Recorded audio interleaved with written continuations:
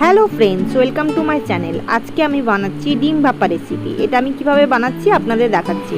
এর জন্য 3খানা ডিম আমি সেদ্ধ করে দেখুন আড়াআড়িভাবে কেটে নিয়েছি। আর নিয়ে নিয়েছি এখানে আমি সর্ষে পোস্ত বাটা একটু হলুদ দিয়ে বেটে নিয়েছি, আর নিয়ে নিয়েছি দই।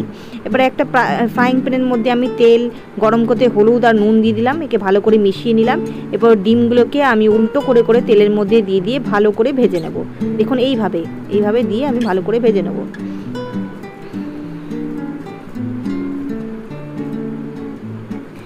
আমার ডিমগুলো ভালো করে ভাজা হয়ে গেছে, এরপর আমি এগুলো তুলে নেবো। আর একটা নিয়ে নিয়েছি এবার টিফিন বক্সের মধ্যে সেই ব্যাটারটা দিয়ে দিলাম, মিক্স করা মশলাটা, আর দিয়ে দিলাম টক দই, আর দিয়ে দেবো একটুখানি চিনি,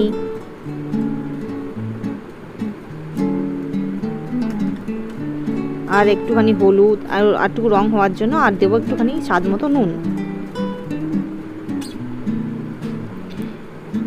এরপর ভালোভাবে মেখে মিশিয়ে নিলাম।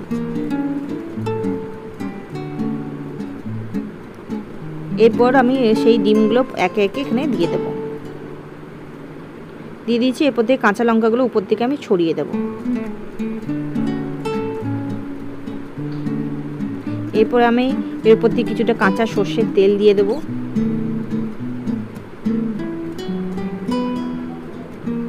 আর ডিম ভাজার যেই তেলটা আমি তুলে রেখেছিলাম এটাও দিয়ে দেবো। এটা দিলে না খুব ভালো স্বাদ হয়, আপনারাও দিয়ে দেখবেন। এরপরে আমি এটাকে ঢাকনা বন্ধ করে কড়াইতে আমি জল গরম হতে দিয়েছি, ওতে দিয়ে ঢাকা দিয়ে দেবো।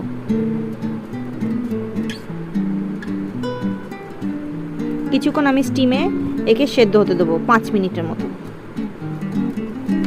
দেখুন ঠান্ডা হয়ে গেছে, আমি খুলে আপনাদের রেসিপিটা দেখাচ্ছি। আমার রেসিপিটি যদি ডিম ভাপা রেসিপি আপনাদের পছন্দ হয় আমার চ্যানেলকে লাইক এবং সাবস্ক্রাইব করবেন। দেখা হচ্ছে পরের ভিডিও।